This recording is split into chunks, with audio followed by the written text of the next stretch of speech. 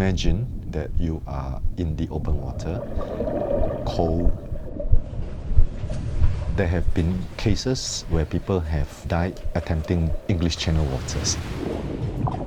Currents coming at you and waves coming at you in multiple directions, and swimming there and doing it for 14 hours, one stroke at a time. More people have submitted Everest than successfully swam the channel. This journey has been 3 years in the making. That means there's no backing out.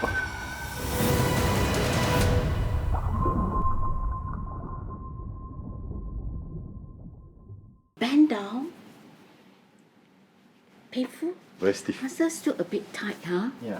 Due to over-exercise. Yeah, I think so. Is this okay? Tighter. Everyone calls me CK.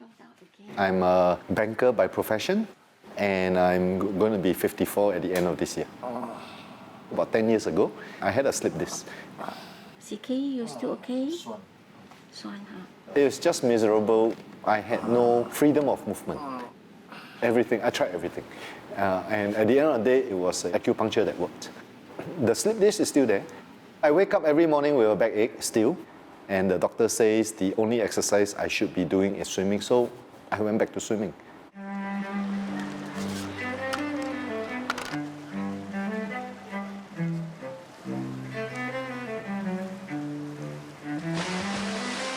I'm swimming 3 times a week.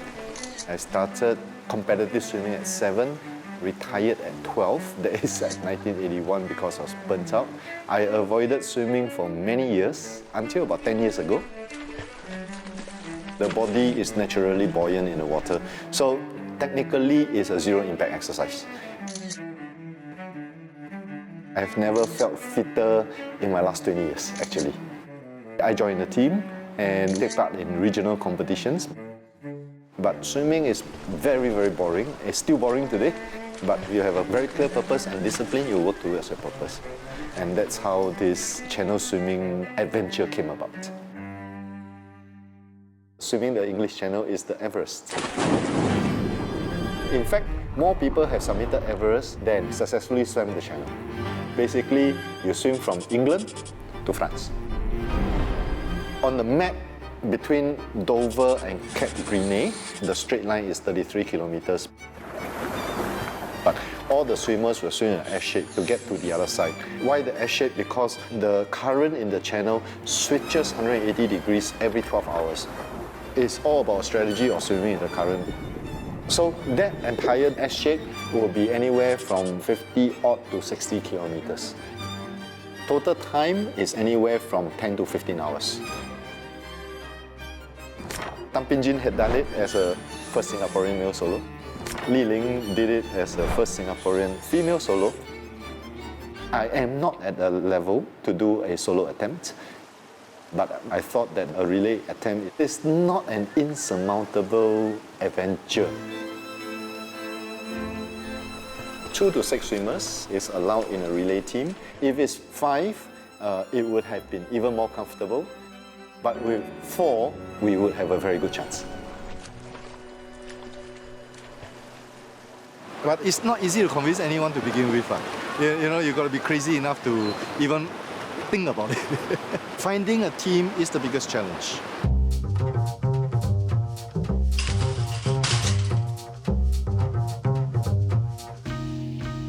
The swim trunks are maybe 2 each. Why do we need so many? 4? Change dry trunks. Who was the first person you asked? Alvin, to me, is our technician and our strategist because he's such an experienced swimmer plus a coach as well. Oh, I just say yes. How many seconds? Less than 3 seconds. I heard the word relay and I said okay.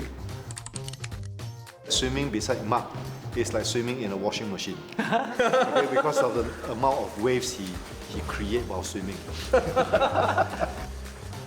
The moment I got Mark and Alvin, I just went ahead and booked the boat, licensed to escort swimmers across the channel. These boats are all fully booked years ahead. And then after that, he hit an obstacle. When he asked me, I didn't give him an immediate yes.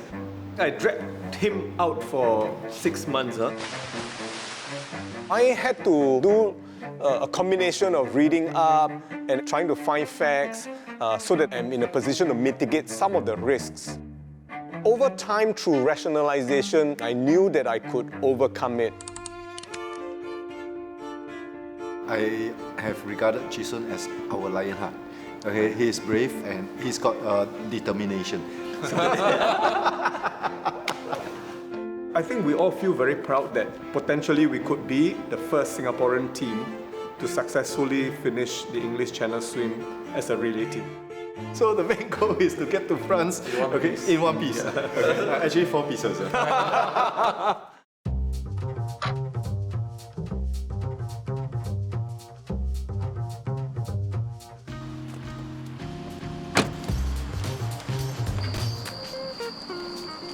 Hey, sorry, I'm late, I'm sorry, I'm so sorry. Late, never mind lah. But at least a good thing is that we managed to find a location that allows us to do night training. So at least they're gonna switch out. Who's the genius who found this location? I think is our producer. Is it? Very clever. We don't have so many swimming pools that allow us to do a night swim. Everything that was said, safety comes first. They cannot off all the light, this and that. Even we are very strong swimmer. And this, I suppose, is as close as we can get to practicing that kind of dark night swim. We're going to use this one during our night swim so that at least we can see each other during our swim. It's for safety also. So that we don't swim into nothingness. Okay? Switch on first. Yeah, agree. Okay. And also all of you have to try your goggles. See whether everything is okay or not. Is my strobe light working? Yeah, okay. Okay. Technically, in a 12-hour swim, you would swim into the night. You see, we are pool swimmers. Swimming in the pool is all very bright, or during the day, you can see everything. But at night, seriously, in the darkness, psychologically, it can be very daunting. Ready? Go.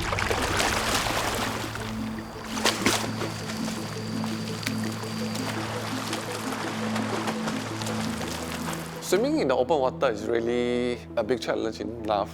And swimming in the open water in pitch darkness, you really can't see anything. You can't really see the jellyfish. You can't see any destination. You can't even see maybe your own fingers and your strokes in the water. So swimming in the darkness really elevates all the fear. Man against nature, nature wins 100 times out of 100 times, right? One of the fears I have is the cold. You could go into the hypothermia. It doesn't help that it's one of the busiest shipping lanes in the world. It would also create waves and choppy water that complicate the swim. When the wind kicks up, the waves will happen. When you come out to breathe, you may be breathing in seawater.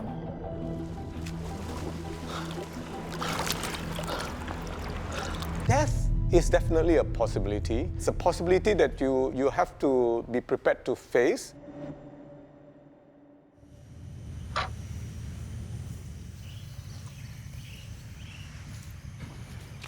Hey, morning, bro. Hey, good morning. Hey, you read the news, right? Yeah. We found out that someone went missing during one of his channel swim. So we also don't know what actually happened, right? No, man. Could be anything. Could be the current. I'm not sure whether it was foggy or it was maybe darkness. I think it affected the team.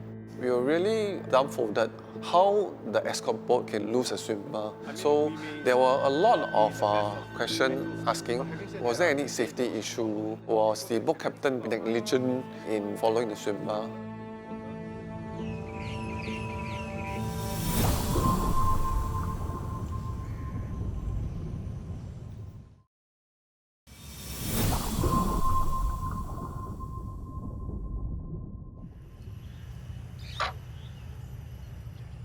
I wrote to our boat captain.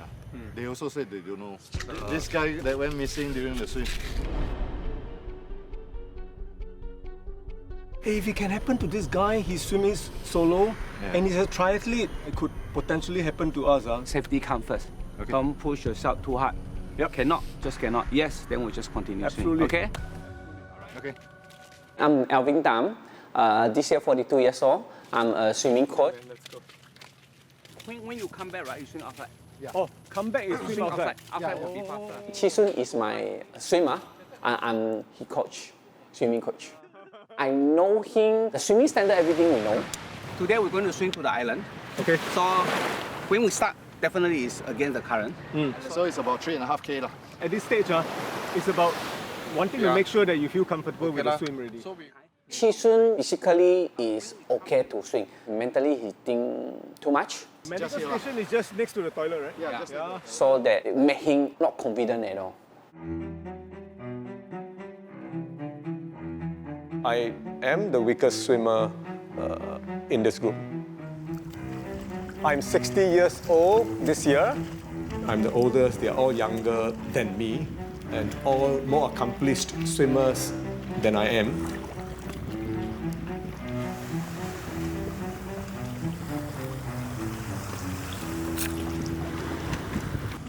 Where's Chee Soon? Chee Soon, I think, is there. Don't come to the island because it's up current going back. is it? Yeah. Come, let's go back. Pick him up.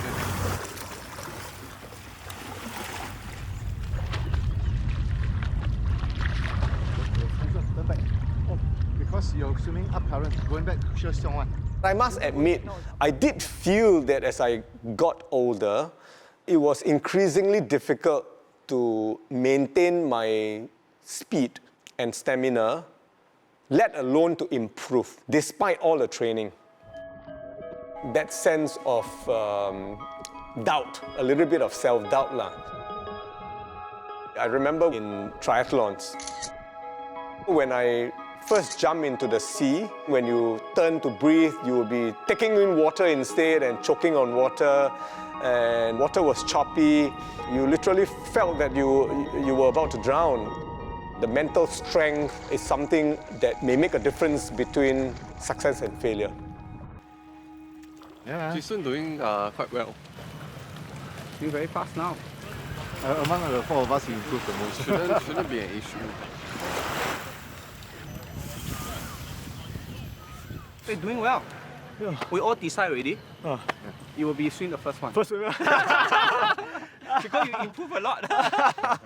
I think what makes or break an attempt like this will be whether we perform as a team. Come, let's go. All right, man. Good swim, man. Good swim, good swim.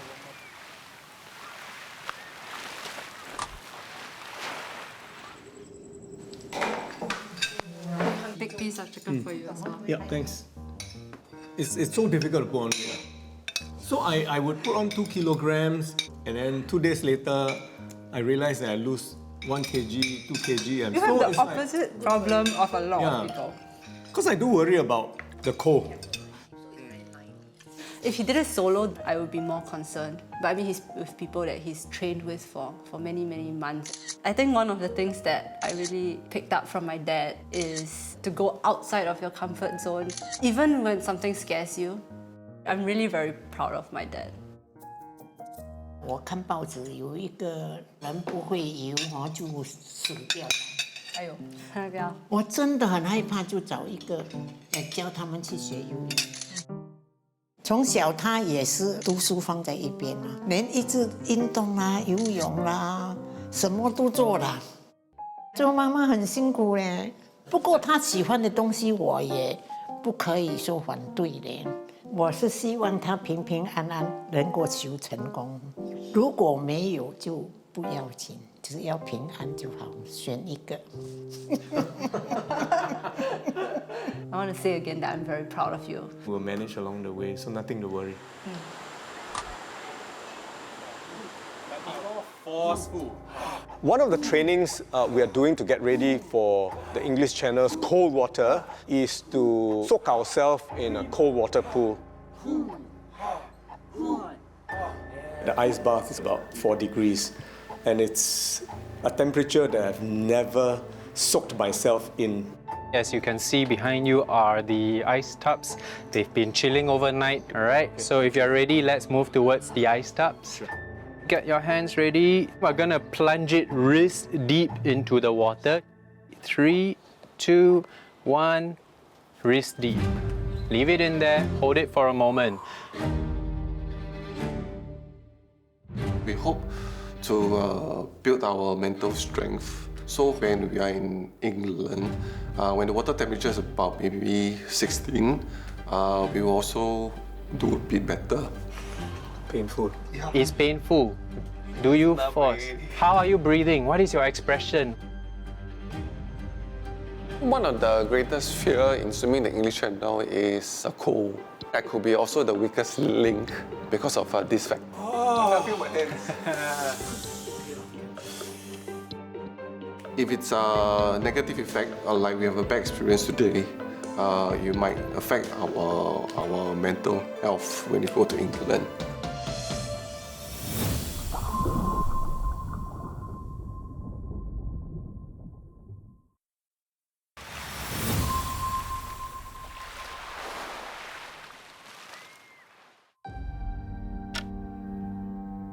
When you're ready, we're gonna go in 3, 2, 1. Step in. 1 foot at a time, do not rush. Focus on long exhales over and over again.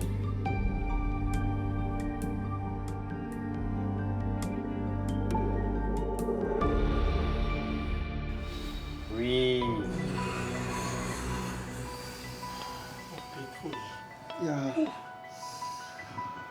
When you swim the English Channel, when the cold hits you, your fingers and legs become numb. And then after that, you start cramping. So we hope to build our mental strength, get our body used to the extreme condition. Do you want to extend your feet out and stick your toes above the waterline? Just for a short moment. Long exhales, long exhales. You're 1.5 minutes in. You just try to just block it out. Tell yourself this is only temporary. 3, 2, 1. Okay, come on out. 5 minutes. What? 5 minutes? Come on out. When I came up, I couldn't move my fingers for maybe 2-3 minutes. Oh, but my feet are killing me. Move into horse stance position. Move the body, move the body. Then you realize that your arms and legs will go back to normal and that everything's all okay. Keep that activity, the light exhales. Don't stop, don't stop. The moment your brain thinks I can relax, the code will come in. 1, and slow.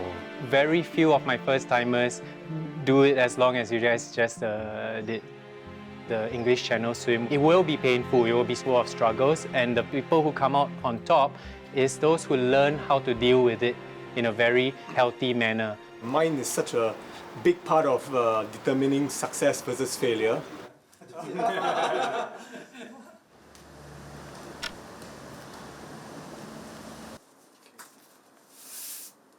So I'm a business owner. I'm selling water filters. I like what I do because it's also water related. This is the main road servicing. Yeah. 1 PF2, 1 black filter. Tanjong Ru, not yet. I'll print the invoice. Okay.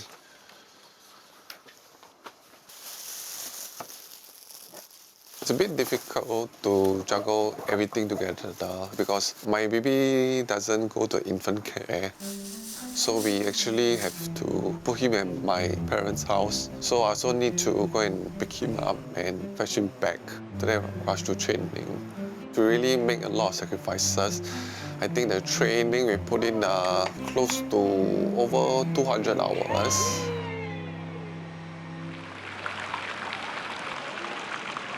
I also feel a little bit guilty when I go for my training. CK approached me in 2020. I was actually going through a divorce and I needed some motivation in life. So that's why I say yes.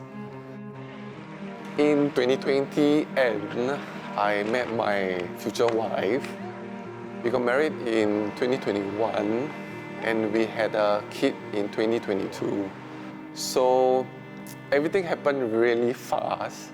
And if CK were to ask to do the channel swim in 2022, I probably said no. My first reaction to him telling me that he is going to swim the English Channel is, I think my husband is having a midlife crisis. But in my wedding vow to him, I promise to honor his passion for swimming. He carries more guilt because for every swim training session that he goes for, it means time away from both of us. I think my main issue before flying is probably my family. Whether I'm going to miss my baby. Bye. The team also have our families to come back to. They also see the bigger picture in swimming across the English Channel. English Channel is one of the pinnacles of open water swimming. Before I depart, the nervousness is starting to kick in. We are asking ourselves, are we really prepared? Did we do enough training? I think you just have to tell yourself that you can do it.